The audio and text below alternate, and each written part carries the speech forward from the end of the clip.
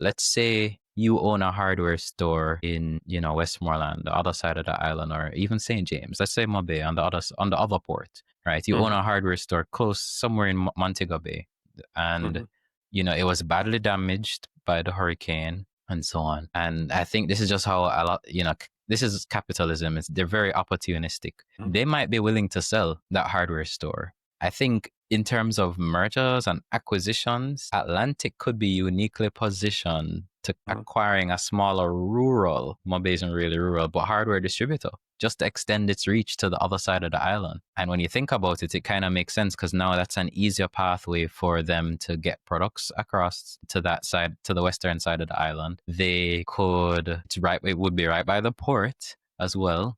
So it's easier to import. They already have the network and so on. And it would just be a wholesaler and retailer buying a retailer when you think about it. It's almost like if Atlantic were to just buy out Lumbo, Mhm. or another Lumbo somewhere else or something like that. Mhm.